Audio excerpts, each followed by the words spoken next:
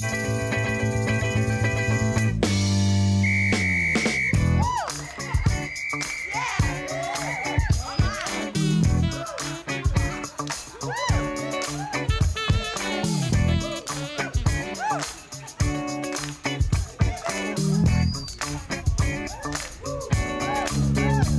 to Memphis Style Politics. I'm Gale Carson, and today the focus of the show is going to be on the August 7th election, and we're going to deal a great deal on voter education. And my guests today are Norma Lesa, who's a member of the Shelby County Election Commission, and Darrick D. Harris, who's a political strategist and a political analyst. So welcome. We greatly appreciate you all being here. There's just a lot of information that the viewing audience needs to know about this August 7th election, because this is one of the longest ballots that we have in the history of Shelby County, primarily because we have 40 judgeships on the ballot, local judgeships, and then we have 3 Supreme Court justices on there. Then we have all of the Criminal Court of Appeals judges on there, which those judgeships are retained, yes or no, well, retained, as opposed to voting for them having opposition. So Norma, could you please, let's just start out telling our viewers, what is it they need to take to the polls with them so they can vote? Okay.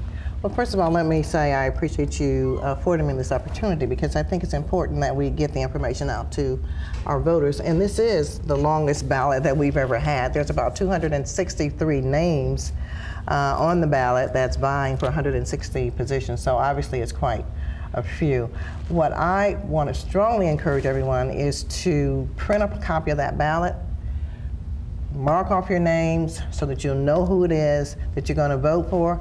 Don't be intimidated by the ballot, because every position will not be applicable to you, because it depends on where the district. Now, all the countywide will be, and all the judges will be. Okay, can we? You're saying asking them to print off the sample ballot before they go, so they can have an idea of who they want to vote for. Where can they print the sample ballot? They can go to the Shelby County Election Commission website. That's at shelbyvote.com. And just click on the link, and it will give you the ballot, and they can print that out. It's 8 pages, so I do want to make you aware of that, but you will find that if you use that, everyone that have done that, they have not spent a lot of time at the actual machine. But when they go vote, it's about 15 pages. Or is it accurate? It will be depending on which races you Exactly, and I think it's important for people to know, because it's confusing.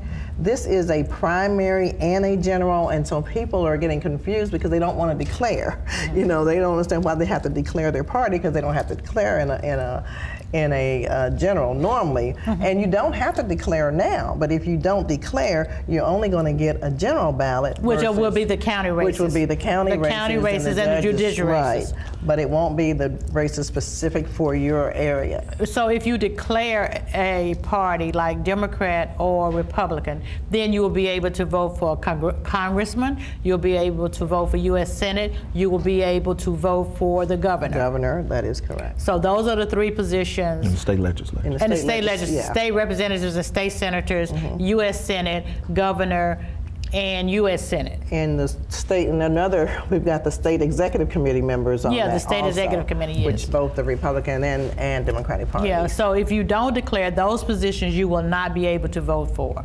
However, if you do declare, no matter what party you vote for, Democrat or Republican, you will be able to vote for the county mayor, the county sheriff's race, and all of the county clerk races, the trustee and all of those races. So those you don't necessarily have to declare a party for. Yes, and that's very important that people understand that. And it's also important to know that no matter what your party preference is, no matter what the requirements are that they say that you need to vote, you do not have to leave the poll without voting. Mm-hmm. Everyone that walks in has the opportunity to vote either on the machine or vote by a provisional ballot. Well, and I'm kind of glad that you mentioned that, because a few years ago when there was an election, I tried to vote the first day. I just have a habit of voting early and getting it out the way. And there was a lady, she looked like she was at least 80 years old. She was being turned around by someone in the election commission who told her that she could not vote because she didn't have any identification. I said, ma'am, stop. You can vote.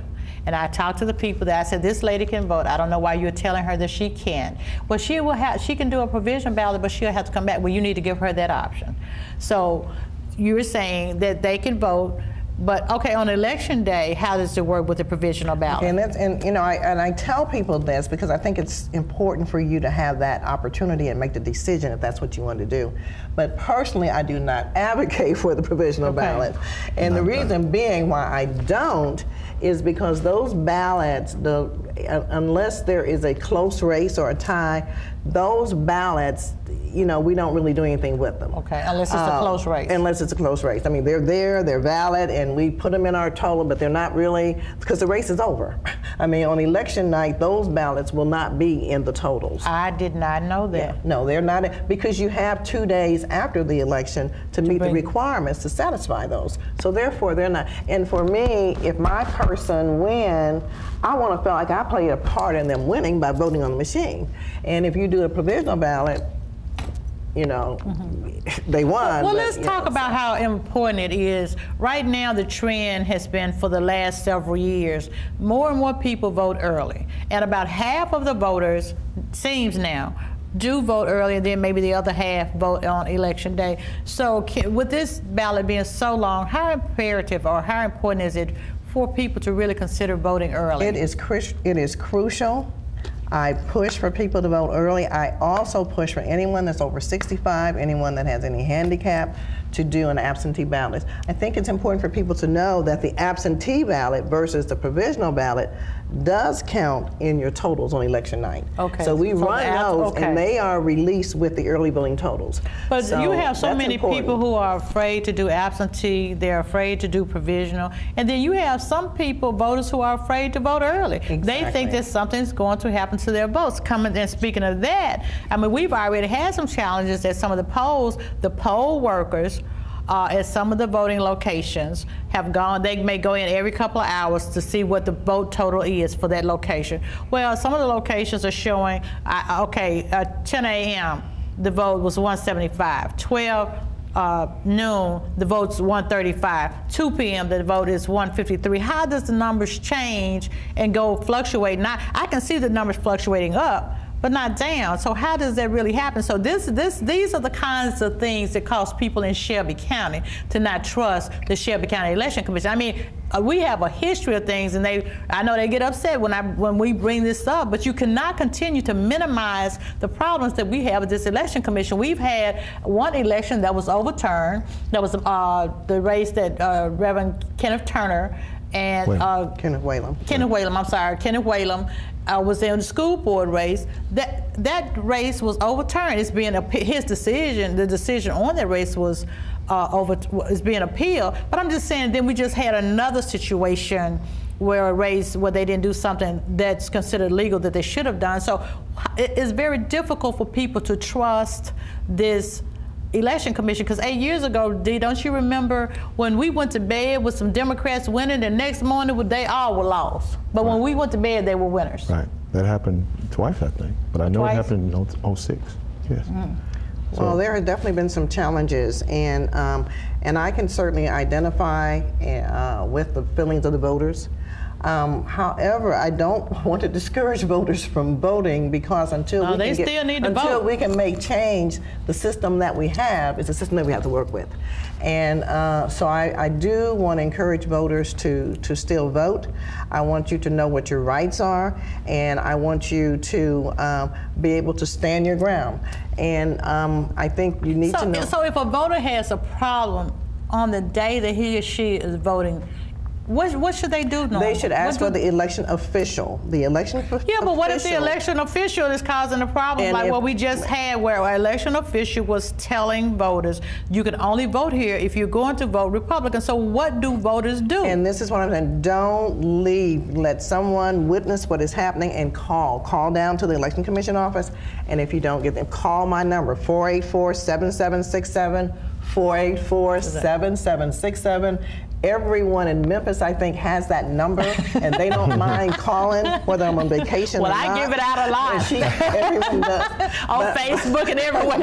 Yeah. So, but I'm just saying, I don't want people to feel like they're alone.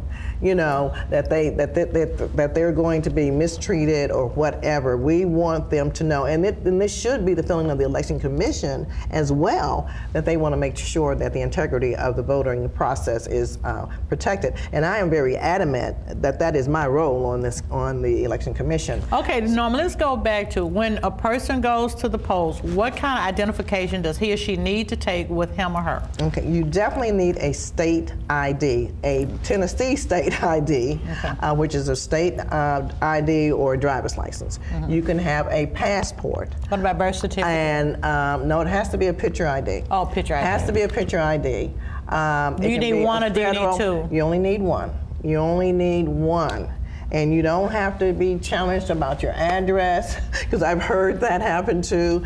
The ID is just to show who you are. Mm-hmm. And once you do that, all you then do, they're going to print you out the ballot application. You sign it, and that should be the end of it. So the picture ID that you show does not have have to have the address that's registered at the Election Commission on the ID. It does not have to. It does not have to match. It just you have to match up in the system. What is on our, like your birthday, and the address that you in. If you're leaving, because the address that's on your ID, that may not be your permanent address. Mm-hmm. You know, so we're going to hold you accountable. Now, the thing about voting in early voting, you can change your address on early voting, but you can't on election day. But you cannot do that on election day. Do you want to say something? But what they typically will ask, is this your address? Which, I took issue with, because the purpose of the photo ID is really just to show who I am. Yeah. All these extra questions, the voters should still be able to vote as long as they're in there at that address. Well, I guess my concern is Norma. The people who work for the Election Commission, are they trained? Because you get different information really and challenges from different locations. You do, and I'm going to tell you, the majority of the people who work for the Election Commission are very good citizens, and their intentions are well meant. Now, most of these people are just your next door neighbor. So they only come and work for the Election Commission when there's an election, so stuff happens. They don't, but now the officers should be the person that's well versed. Mm-hmm. But the election officials that are working there, those people, like I said, that's your next door neighbor. These are people that we're pleading to come and work. Yes. We don't pay them anything. Well, you say you don't pay them anything, you mean not much. You get what, $100, and maybe the officer may get $125, $135, and this is like for 12, 13 hours a day. Yeah. And so they're doing their civic duty.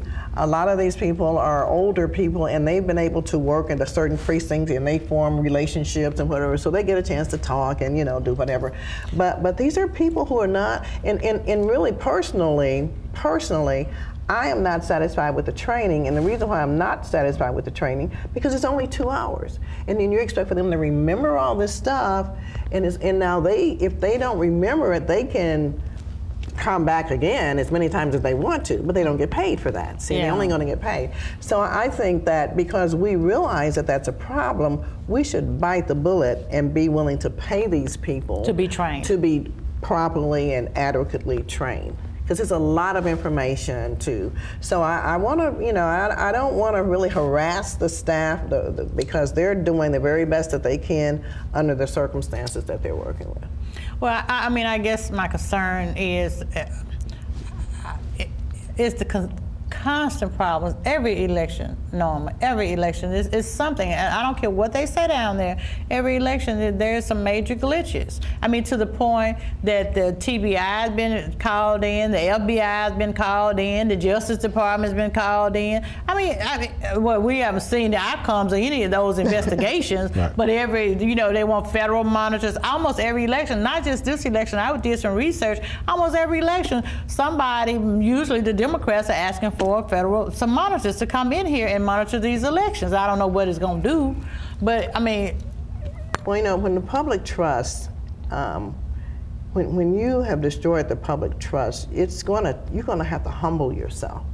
in order to regain it. And you can't be arrogant about it. You got to be customer friendly. You got to show people that you are really sincere. Now, things are going to always happen. Things always have happened in the election, at the Election Commission, even when Democrats were in control. But we never had the abundance and the frequency and the seriousness of some of the allegations. The attitude that's portrayed when the mishaps or problems occur, it's just not good. I mean, I tell people all the time, like in customer service jobs, when people call you, they're calling you with a problem, just be nice to them. Exactly. Help them solve the problem and be nice to them.